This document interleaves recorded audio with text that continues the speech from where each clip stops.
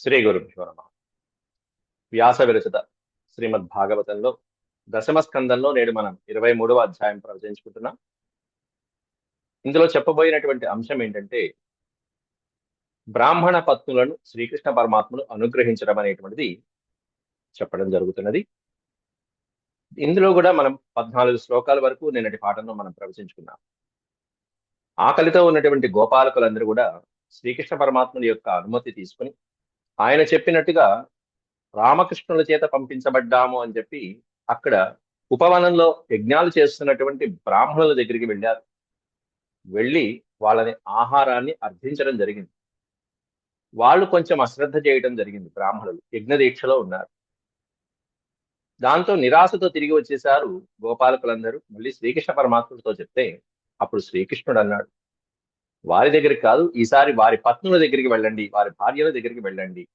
వాళ్ళందరూ కూడా మనసులో అనునిత్యము నన్నే స్మరించేటువంటి భక్తులు వాళ్ళు, కాబట్టి వారి దగ్గరికి వెళ్ళండి అని చెప్పి శ్రీకృష్ణ పరమాత్ముడు గోపాలకుల్ని మునిపత్నుల దగ్గరికి పంపించడం జరిగింది.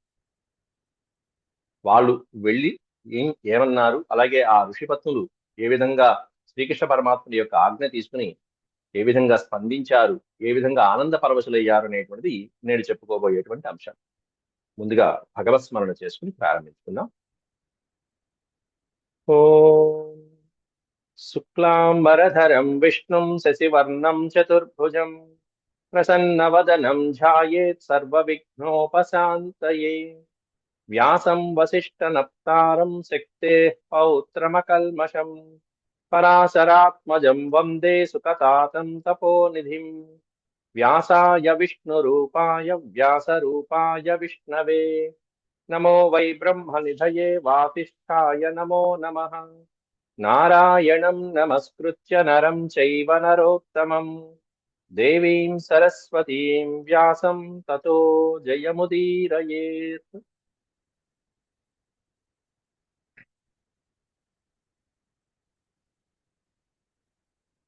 23వ అధ్యాయంలో 15వ శ్లోకం.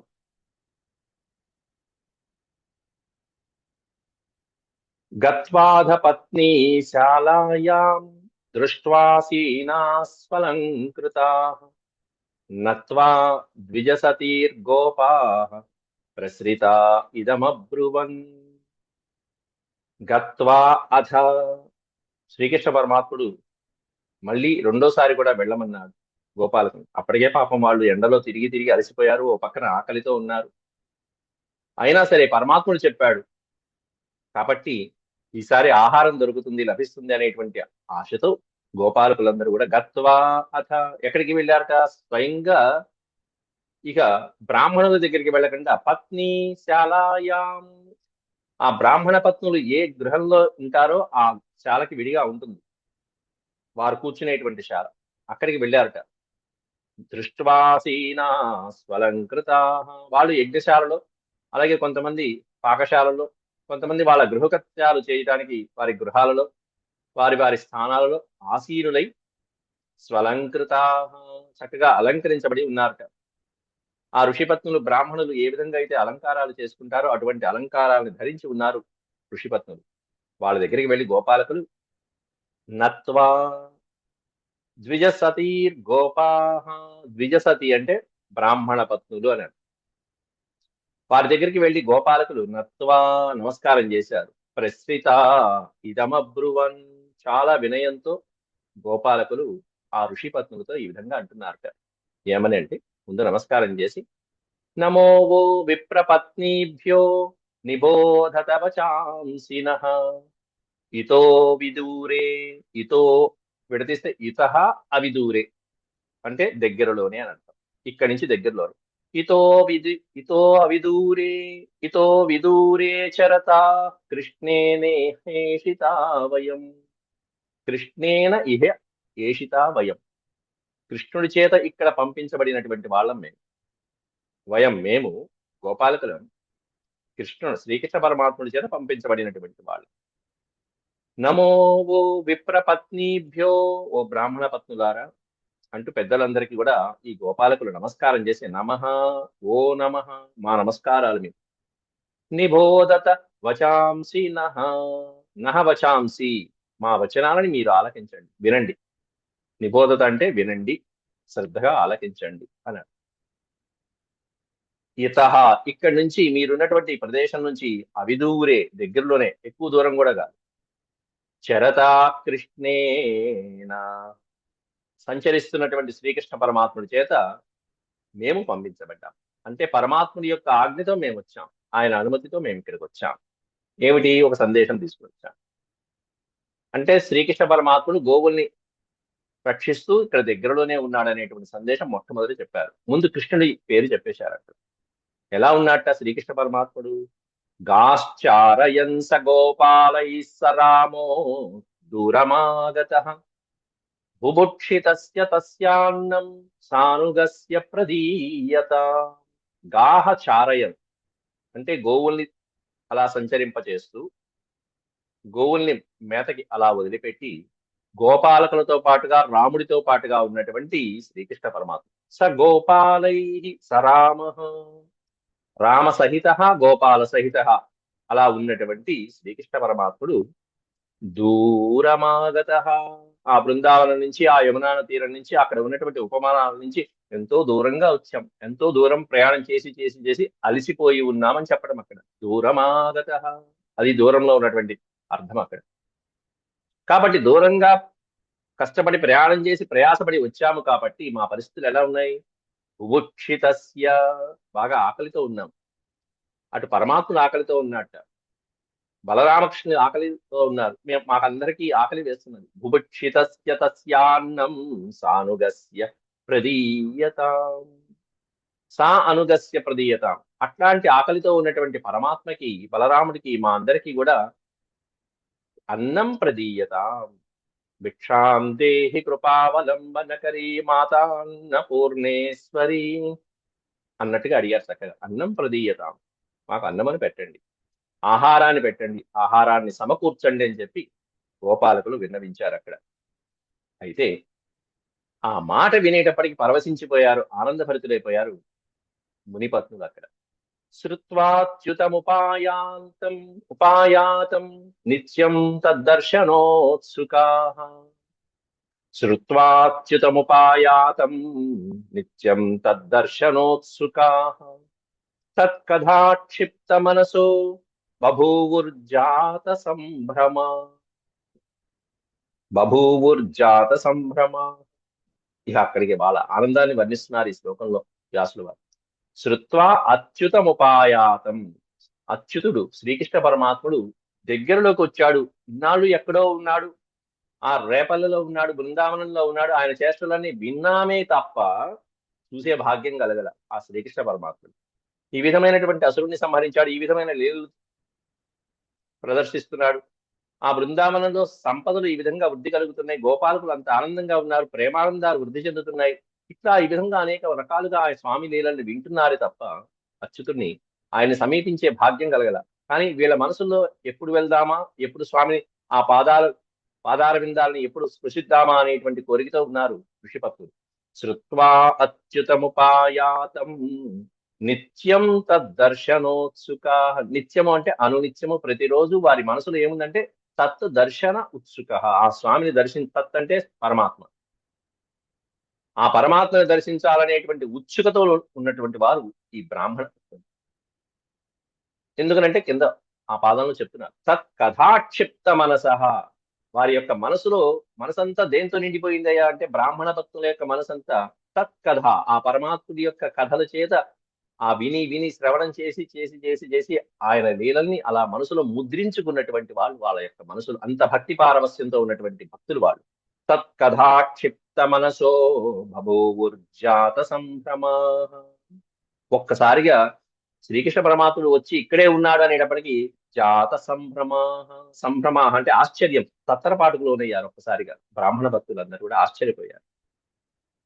ఆ తర్వాత వెంటనే ఆలస్యం చేయకుండా మరుక్షణంలోనే చతుర్విధం బహుగుణమన్నమాదాయ భాజనై అభిసస్రు ప్రియం సర్వా సముద్రమివ నిమ్నగాః. త్వరగా ఇక ఆహార పదార్థాలన్నీ వాళ్ళకు వచ్చినటువంటి చతుర్విధమైనటువంటి భక్ష్య భోజ్యములన్నీ కూడా చేసుకుని భక్ష్య భోజ్య చోష్య లేహ్యములు ఏవైతే ఉంటాయో, లేహ్యములు, చోష్యము లేహ్యము, పులుసులు, అలాగే పచ్చళ్ళు, భక్ష్య పదార్థాలు, భోజ్య పదార్థాలు, పానీయాలు ఇవన్నీ సిద్ధం చేసుకుని మరి బయలుదేరారు.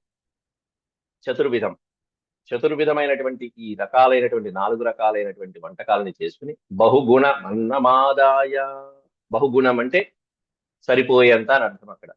అందులో ఋషిపత్నులు చక్కగా పాకశుద్ధి, భాండశుద్ధి అవన్నీ కలిగినటువంటి వాళ్ళే కాబట్టి బహుగుణం, అందరికి సరిపోయేంత, కావలసినంత అని అర్థం అక్కడ. వారికి కావలసినంత చక్కటి గుణాలు కలిగినటువంటి వారు, మనస్సు పరమాత్మ యందే నిలిపినటువంటి మనసుతో చేశారంటే ఇంకా అన్నం ఇంకేం చెప్పాలి, ప్రసాదమే. బహుగుణమన్నమాదాయ భాజనై, ఆ పాత్రలతోనే అట్లాగే తీసుకుని బయలుదేరారు ఒక్కొక్కళ్ళు.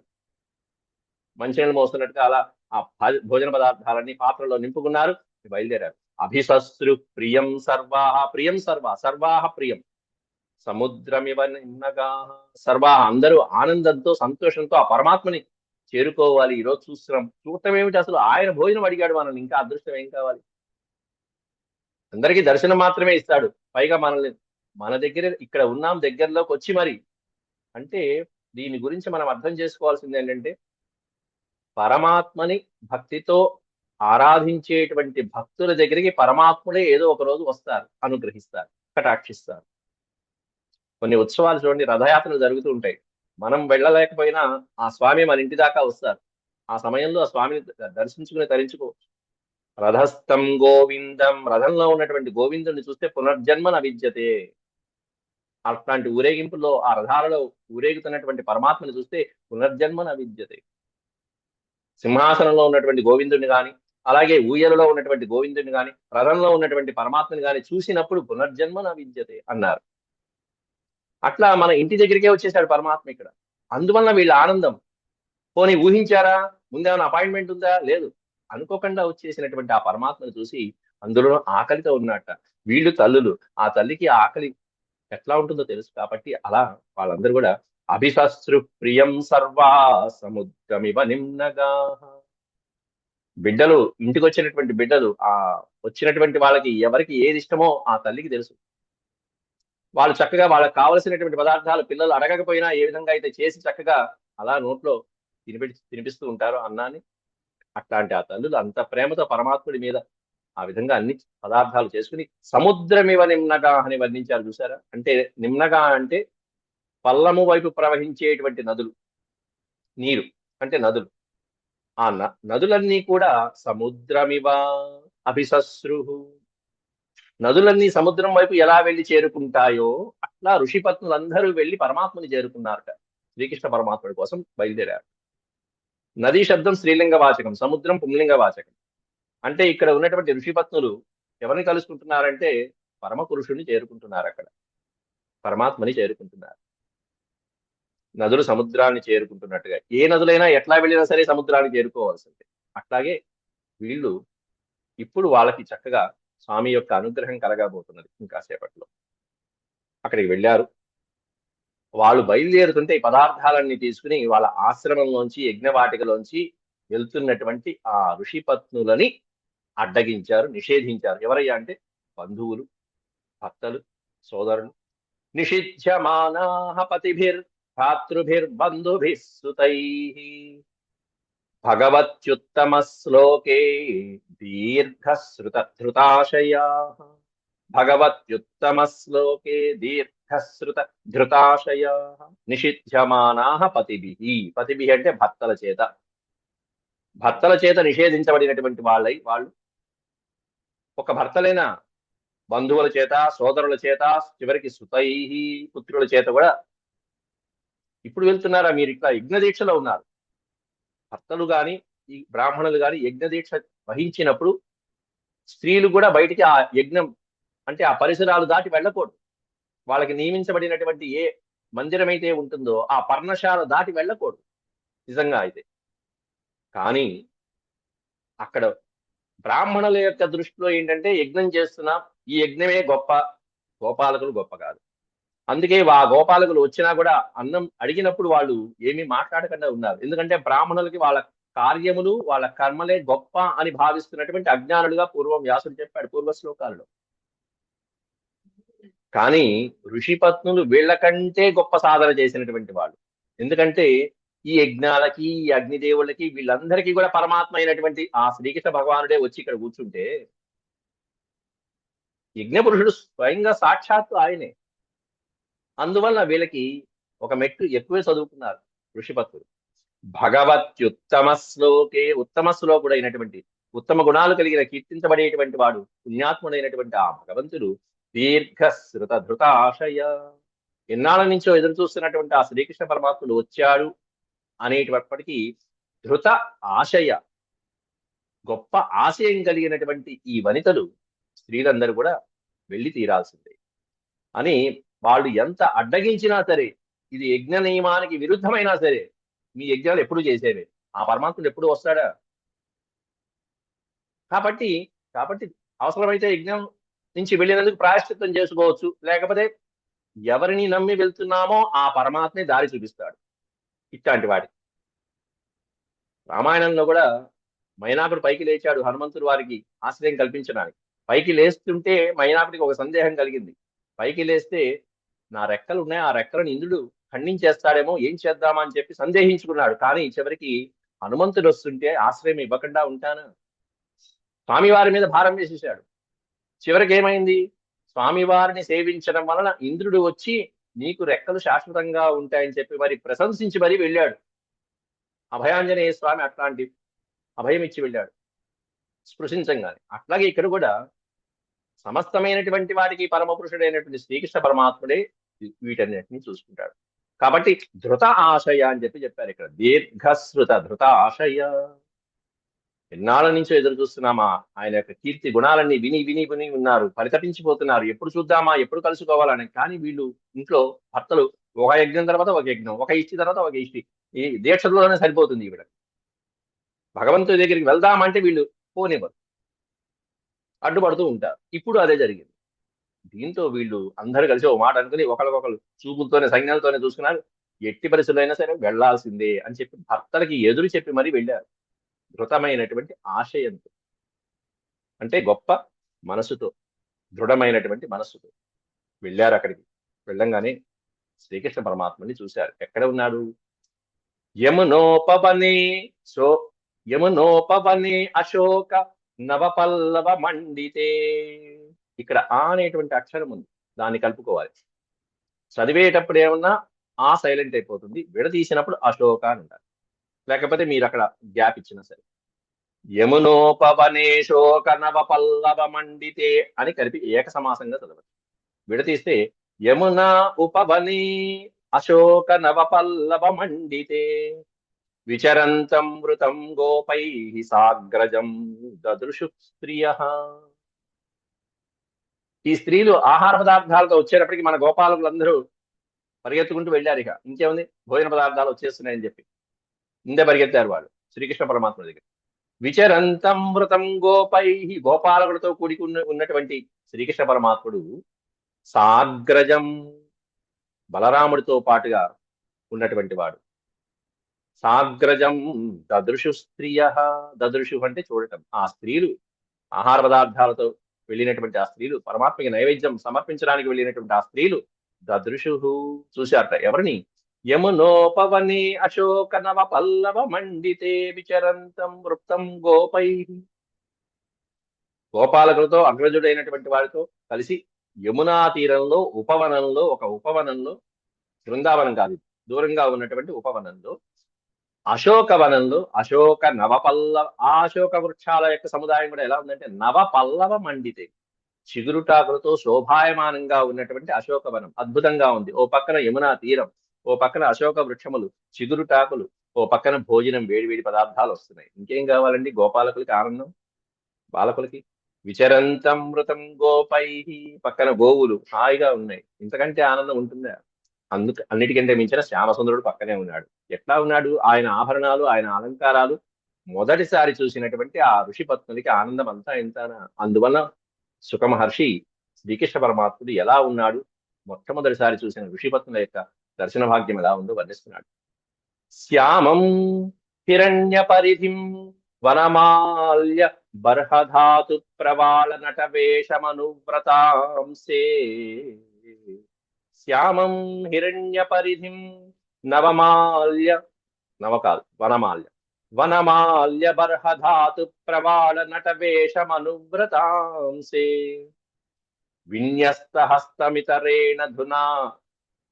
విన్యస్తహస్తమితరేణ ధునానమబ్జం కర్ణోత్పలాలక కపోలముఖాబ్జహాసం కర్ణోత్పల అలక కపోల ముఖ అబ్జహాసం.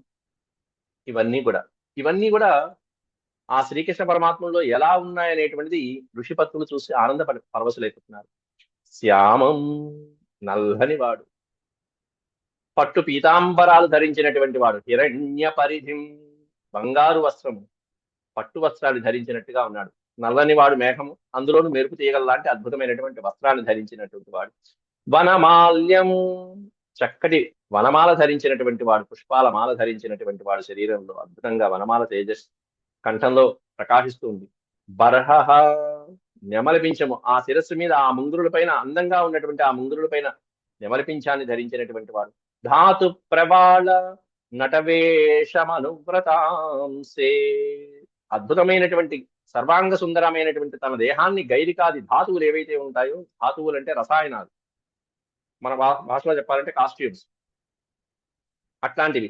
ధాతు ప్రవాళ అనేకమైనటువంటి గైరికాది ధాతువులు, పర్వతాల్లో ఉండేటువంటివి, హిమాలయాల్లో అద్భుతమైనటువంటి ధాతువులు ఉంటాయి. ఆ ధాతువుల కోసం అని చెప్పి గంధర్వులు అప్సరసులు దిగి వస్తూ ఉంటారు వాటిని ఉపయోగించుకోవడం కోసం, సౌందర్య పోషణకి.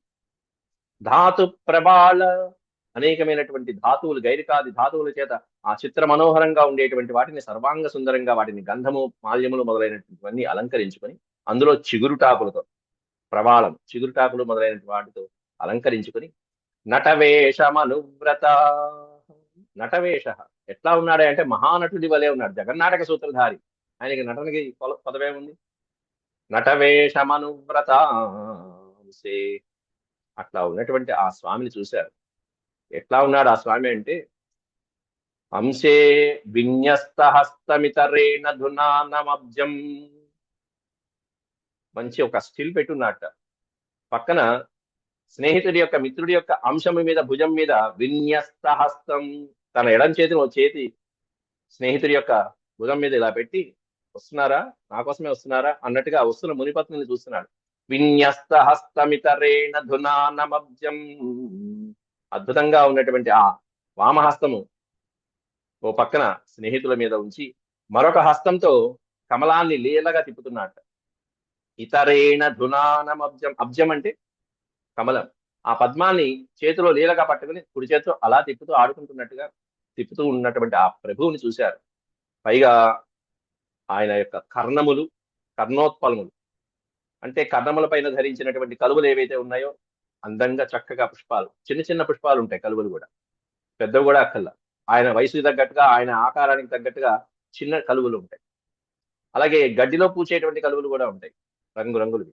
కర్ణోత్పలాల అలక కపోల ముఖాబ్జహాసం అనేటువంటివన్నీ కూడా ఆయన యొక్క ఆకారాన్ని వర్ణిస్తున్నారు.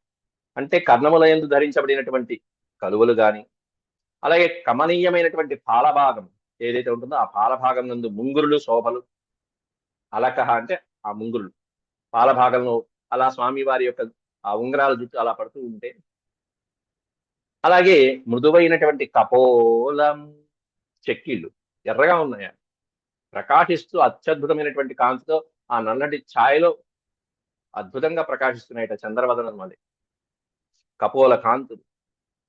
అట్లాంటివన్నీ. ముఖాబ్జహాసం అద్భుతమైనటువంటి ముఖారవిందము, అందులోనూ ఎట్లాంటి ముఖారవిందము, ఆ ముఖారవిందం కూడా హాసం చిరునవ్వులు ఒలికిస్తూ స్వామి అంటే వస్తున్నటువంటి వారి యొక్క రాకను ప్రసన్నంగా స్వీకరిస్తున్నట్టుగా ముందే ఆయన నవ్వుతూ చిరునవ్వుతో ఆహ్వానిస్తున్నట్టుగా ఉన్నటువంటి ఆ స్వామి దివ్యమంగళ స్వరూపాన్ని చూసి మనసులోనే ఆనంద పరవశులైపోతున్నారు ఋషిపత్నులు, వస్తున్నటువంటి వారు. శ్యామం హిరణ్య పరిధిం వనమాల్య బర్హధాతు ప్రవాళ నటవేషమనువ్రతాంసే విన్యస్తహస్తమితరేణ ధునానమబ్జం కర్ణోత్పలాలక కపోల ముఖాబ్జహాసం. అది చూసి ఇక వారి ఆనందం. ప్రాయస్సుత ప్రాయశ్రుత ప్రియతమోదయ కర్ణపూరైః యస్మిన్ నిమగ్న మనసస్తమధాక్షిరంధ్రైః అంతః ప్రవేశ్య సుచిరం పరిరభ్యతాపం ప్రాజ్ఞం యథాభిమతయో ప్రాజ్ఞం యథాభిమతయో విజహుర్నరేంద్ర. హే నరేంద్ర అంటూ నరేంద్రుడైనటువంటి పరీక్షిత్ మహారాజుకి సుఖయోగేంద్రుడు చెప్తూ ప్రాయశ్రుత ప్రియ తమోదయ కర్ణపూరై శ్రవణానందంగా శ్రీకృష్ణ పరమాత్ముడి గురించి పూర్వం అంతకు ముందు ఏదైతే స్వామి యొక్క లీలా వినోదమైనటువంటి కథలు విన్నారో గాథలు విన్నారో అట్లాంటి ఆ గాథల్ని ఇప్పటిదాకా చెవులతో విన్నారు, ఈ కర్ణేంద్రియముల ద్వారా విన్నారు. శ్రవణేంద్రియముల ద్వారా విని ఇప్పుడు నేత్రేంద్రియముల ద్వారా ప్రత్యక్షంగా వాటిని మనసులో స్థిరపరచుకుంటున్నారు. ఇప్పటిదాకా విన్నారు, కుతూహలం ఎక్కువైంది. ఆ స్వామిని ఎప్పుడు చూస్తామో, ఎప్పుడు కలుస్తామో. ఇప్పుడు కూడా చూడండి, ఎవరైనా మనకి ఏదైనా ఫలానా ఆలయంలో చాలా చక్కగా మహిమలతో ఉన్నాయి, ఆ స్వామి దగ్గరికి వెళ్తే మన కోరికలు తీరిపోతాయి, అట్లాంటి వారు ఆ స్వామి యొక్క ఆలయ చరిత్ర విన్నా కూడా ఆ గుడికి ఎప్పుడు వెళ్దామా, ఆ స్వామిని ఎప్పుడు దర్శించుకుందామా అని మనసులో ఉంటూ ఉంటుంది. అలా ఇక్కడ ప్రత్యక్షంగా ఉన్నటువంటి ఆ స్వామి వారి గురించి విని విని విని తహతహలాడిపోతున్నాయి మనసులు, ఈ స్త్రీల యొక్క మనసులు. అస్మిన్ నిమగ్న మనసః, కాబట్టి ఆ స్వామి యందే నిమగ్నమైనటువంటి చిత్తములు కలిగినటువంటి వారు, మనసుని ధరించినటువంటి వారు ఇప్పుడు ఎలా చూస్తున్నారు ఆ స్వామిని అంటే శ్రవణేంద్రియం అక్కర్లా, ఇప్పుడు కేవలం అధ అక్షిరంధ్రై నేత్రములు, కేవలం నేత్రములు అనేటువంటి ఆ ఇంద్రియాల ద్వారా ప్రత్యక్షంగా స్వామిని చూస్తూ ధరించిపోతున్నారట వాళ్ళందరూ కూడా. కాబట్టి పరమ పురుషుని యొక్క ఆ స్వామి యొక్క లీలల్ని విన్నటువంటి వాళ్ళు ఇప్పుడు కనులారా దర్శించి ఇప్పుడు వారు తమ కన్నులనేటువంటి ద్వారముల ద్వారా అని చెప్పించారు అక్కడ. రంధ్రములు అంటే ద్వారములు అనుకోవాలి. నేత్ర ద్వారములు కవాటములు తెరిచి మరీ స్వామిని ప్రత్యక్షంగా దర్శించుకున్నటువంటి భాగ్యం కలిగింది. తిరుమలలో చూడండి, మొట్టమొదటి స్వామి దర్శనం అలా తలుపులు తీయగానే స్వామిని చూస్తుంటే ఏ విధంగా మేము అనుభూతి కలుగుతుందో అట్లా ఆ శ్రీకృష్ణ పరమాత్మని చూసేటప్పటికీ అంతః ప్రవేశ్య సుచిరం పరిరభ్య తాపం, ఇప్పటిదాకా ఉన్నటువంటి తాపమంతా పోయింది వారికి. ఏం తాపము? ఆ పరమాత్మను ఎప్పుడు చూస్తామో, ఎప్పుడు చూస్తామో, ఎప్పుడు ఆయన దర్శనం అవుతుందో. తాపం పరిరభ్య సుచిరం అంతః ప్రవేశ, ఆ నేత్రముల ఇప్పటిదాకా మూసుకుపోయినటువంటి ఆ కవాటముల్ని మూసి ఉంచేశారు. నేత్రములు అనేటువంటి కవాటాలు ఎందువల్లంటే సంసార భవబంధాలు అనేటువంటి జంజాటాల్లో పడి, భర్త భార్య లేకపోతే ఈ సోదరులు కుటుంబము అనేటువంటి యజ్ఞాలు కర్మలు వీటితో పడి ఇప్పుడు నేత్రములు అనేటువంటి ద్వారాలు తెరుచుకున్నాయి. జ్ఞానోదయం అయిపోయింది, సాహసం చేసి వచ్చేశారు, అంతా భారం పరమాత్మకే వదిలి వచ్చేశారు, ఎదురుకుండా పరమాత్మ సాక్షాత్కరించారు. కాబట్టి నేత్రములు అనేటువంటి ద్వారములు తెరుచుకోబడేటప్పటికి అంతః ప్రవేశ్య, స్వామి యొక్క మూర్తి లోపలికి ప్రవేశించేసింది. అంతః ప్రవేశ్య సుచిరం, ఎప్పటి నుంచో అలా స్వామి ఇలా ఉంటారు, ఇలా ఉంటారు, ఇలా ఉంటారుట అని విన్నటువంటి ఆ రూపం ఒక్కసారి ప్రత్యక్షమయ్యేటప్పటికీ ఈ రూపాన్ని ఇప్పుడు మనసులో నింపుకుని సుచిరం పరిరభ్యతాపం, ఎన్నాళ్ళ నుంచో వారు పడినటువంటి ఆ తాపానికి తెరపడి ఆయన యొక్క మూర్తి స్వయంగా లోపల ప్రక్షిప్తమైపోయింది. వెంటనే ఆ స్వామిని అక్కడే పాదాలు పట్టుకుని ఆలింగనం చేసేసుకున్నారు మనసులో ఆ భగవత్ స్వరూపాన్ని భక్తితో ఋషిపత్తులు. ప్రాజ్ఞం యథాభిమతయో విజహుర్నరేంద్ర, ప్రాజ్ఞ పండితులైనటువంటి వాళ్ళు సుషుప్తిలో చూస్తున్నటువంటి పరమాత్మని వలె అని చెప్పి వర్ణించారు ఇక్కడ. హే నరేంద్ర, పండితులైనటువంటి వారు. మనకి స్వప్నావస్థ, అలాగే నిద్రావస్థ, స్వప్నావస్థ, సుషుప్తి అనేటువంటి 3 అవస్థలు ఉంటాయి. జాగృత్, స్వప్న, సుషుప్తి అవస్థలు ఏవైతే ఉంటాయో ఆ జాగృత అవస్థలో గాని స్వప్నావస్థలో గాని మనం ఏవైతే చూసామో, ఏవైతే చింతించామో అవి మనకి కనిపిస్తూ ఉంటాయి, అవే స్మరించుకుంటూ ఉంటాం. కానీ సుషుప్తిలోకి వెళ్ళేటప్పటికీ ఈ భావాలలో ఒక అద్భుతమైనటువంటి కథానాయకుడు ప్రవేశిస్తాడు. ఆ కథానాయకుడు ఎవరై అంటే జగన్నాటక సూత్రధారి, ఆ సుషుప్తిలో ఉండేటువంటి వాడు. అది ఎవరు తెలుసుకోగలుగుతారంటే ప్రాజ్ఞులు మాత్రమే తెలుసుకోగలుగుతారు, పండితులు మాత్రమే. అట్లా జాగృత అవస్థ కాదు, స్వప్నావస్థ కాదు, సుషుప్తి అవస్థలో ఉన్నటువంటి శాశ్వతమైనటువంటి పరమాత్మ ఏ విధంగా అయితే దర్శనమిస్తాడో అట్లా వీళ్ళు తమ యొక్క ఆత్మ పురుషుణ్ణి ఆత్మను దర్శించుకున్నారట ఋషిపత్తులు. అలాగే తాస్తథా త్యక్త సర్వాశాః ప్రాప్త ఆత్మదిదృక్షయా విజ్ఞాయాఖిల దృగ్ద్రష్ట. దృగ్ద్రష్ట అనేటువంటిది అత్యద్భుతమైనటువంటి పదం. విజ్ఞాయాఖిల దృగ్ద్రష్ట ప్రాహ ప్రహసితాననః. దృగ్ద్రష్ట అంటే భావగ్రాహి అని అర్థం. అంటే ఎదుటి మనిషిలో ఉన్నటువంటి భావాన్ని కూడా గ్రహించగలిగినటువంటి ద్రష్ట ఎవరయ్యా అంటే ఒకే ఒక్కడు పరమాత్మ. శ్రీకృష్ణ పరమాత్ముడు వస్తున్నటువంటి ఆ ఋషిపత్నుల యొక్క మనోభావాన్ని గ్రహించి చిరునవ్వుతో ఈ విధంగా అంటున్నట్ట. తాస్తథా త్యక్త సర్వాశాః. త్యక్త భర్త అంటే అన్నీ వదిలిపెట్టి వచ్చినటువంటి వారు. ఎవరిని వదిలిపెట్టి వచ్చారు? ఓ పక్కన వెళ్ళొద్దు వెళ్ళొద్దు అని నిరోధిస్తున్నా కూడా భర్త, భర్త ఉంటే ఉండవు కానీ ఆయన పరమాత్మ, నీకు కూడా భర్త ఆయన అని చెప్పి మరీ వచ్చేసారు వాళ్ళని కూడా కాదని. సోదరుల్ని, కుటుంబాన్ని, మిత్రుల్ని, బంధువుల్ని, భర్తని అందరినీ వదిలేసుకుని పరమాత్మనే గొప్ప అని చెప్పి అన్ని సర్వము త్యక్త. ఇది శరణాగతి. తాస్తథాత్యక్త సర్వాశా ప్రాప్త ఆత్మదిదృక్షయ. దేనికోసం వచ్చారు? ఆత్మదిదృక్షయ. తమ ఆత్మలో ఉన్నటువంటి పరమాత్మ ఎవరో ఆయన స్వయంగా వచ్చి కూర్చున్నాడు అక్కడ ఎదుర్కొన్నారు. అటువంటి పరమాత్మని చూడాలనేటువంటి కోరికతో వచ్చిన వాళ్ళు. ఆత్మదిదృక్షయా ప్రాప్త విజ్ఞాయాఖిల దృగ్ద్రష్ట. అట్లాంటి భావాలు కలిగినటువంటి ఈ పరమభక్తుల యొక్క మనోభావాలు దృగ్ద్రష్ట, భావగ్రాహి అయినటువంటి జనార్దనుడు గ్రహించి ప్రాహ ప్రహసితానన, ప్రహసిత ఆనన, చిరునవ్వుని చిందిస్తూ సంతోషాన్ని వ్యక్తపరిచి నా కోసం మధురమైన పదార్థాలన్నీ చేసుకుని తీసుకొచ్చారు, వేడిగా తీసుకొచ్చారు. గోపాలకు పాపం ఆకలితో ఉన్నారు. ఈయన పేరు చెప్పగానే తీసుకొచ్చేశారు. అది ఎవరికి పెడతారనేది విషయం, తర్వాత విషయం. కానీ ఆయన అడిగారు, ఆయన వచ్చారు, ముందు ఆయన కావాలి. చిరునవ్వుతో చక్కగా శ్రీకృష్ణ పరమాత్ముడు ఏమంటున్నాడు అనేది రేపటి పాఠంలో మళ్ళీ మనం చెప్పుకుందాం. ఆయన ఆ తర్వాత వీళ్ళందరినీ అనుగ్రహించి తర్వాత వీళ్ళని మళ్ళీ ఇంటికి వెళ్ళమని చెప్పడం. తర్వాత ఋషిపత్నులు సందేహించారు, ఇంటికి వెళ్తే వాళ్ళు మళ్ళీ మళ్ళీ భర్తలు ఏమంటారో.